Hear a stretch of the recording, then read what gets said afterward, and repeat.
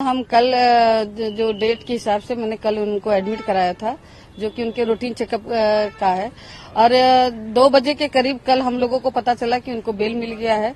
तो अभी आज जो है कि डिस्चार्ज होंगे, 11:30-12 बजे तक डिस्चार्ज होंगे। इसके बाद वो तिहाड़ जाएंगे। उसके बाद वहां से 2 बज सकता है, 3 बज सकता है, वहां से फिर वो रिलीज होंगे। इसके बाद जब वहां से फ्री होंगे तो इसके बाद हम लोग मंदिर दर्शन करने के लिए जाएंगे कि भगवान का शुक्रिया करेंगे कि उन्होंने इतना बड़ा काम दिया है। और न्यायपालिका का भी मैं शुक्रिया करूंगी कि उन्होंने संजय जी को जो बेल दिया है। और उनसे उम्मीद करते हैं कि जो मेरे बड़े भाई अरविंद जी, मनीष जी, सत्येंद्र जैन जी है, उनको भी जल्दी ही रिलीज करें।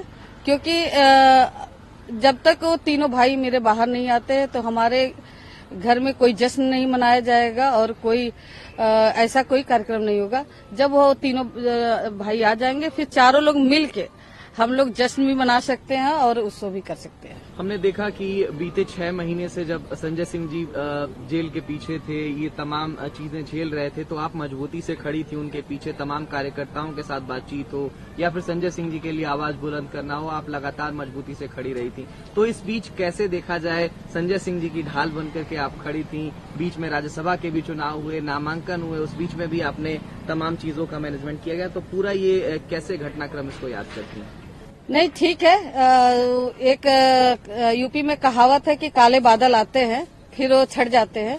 तो हो सकता है संजय जी के ऊपर काले बादल थे जो आज छट गए। और राज्यसभा में उनको दोबारा मनोनीत भी किया गया और उन्होंने शपथ भी ले ली है।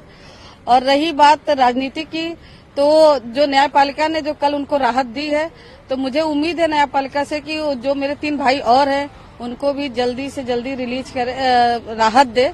जैसे मैं न्यायपालिका का बहुत शुक्रिया करती हूँ। संजय सिंह आज 4 बजे तक वो बाहर आ सकते हैं, तो उसके बाद का उनका क्या कुछ रुख रहेगा? जिस तरीके से वो दहाड़ते थे सदन के भीतर, और अब तो लोकसभा चुनाव भी आने वाले हैं, तो चुनाव में उनका किस तरीके से रोल रहने वाला है? और अगर हम देखें तो कल कोर्ट में ईडी की तरफ से कहा गया था कि उनकी मीडिया में जिस तरीके से वो बयान देते हैं उस पर कहीं न कहीं उनको लिमिट करना चाहिए, लेकिन कोर्ट ने इस बात से इनकार कर दिया। तो उसके बारे में भी कुछ बताएं।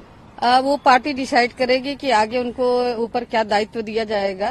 उस हिसाब से वो अपना काम करेंगे। अब जो भी निर्देश मिला है उसके हिसाब से वो उसका पालन करेंगे। और एक राजनीतिक होने के नाते वो जो उनके अंदर है उसको तो कोई कम नहीं कर सकता।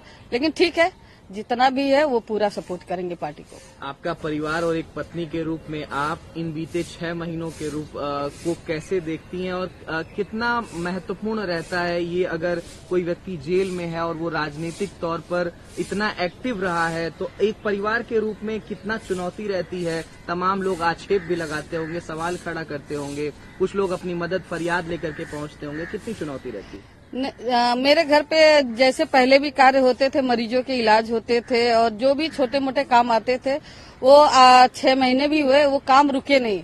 संजय जी जेल में भी थे लेकिन उनकी आत्मा सोशल काम में किसी की मदद करना है, वो वकील के द्वारा किसी न किसी के माध्यम से वो काम को बताते थे और वो काम हम लोग करते थे।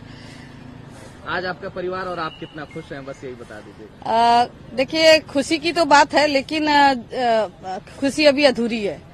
अभी हमारे 3 भाई अंदर हैं, वो बाहर आ जाएंगे तो हो सकता है हम लोग की खुशी चौगुनी हो सकती है।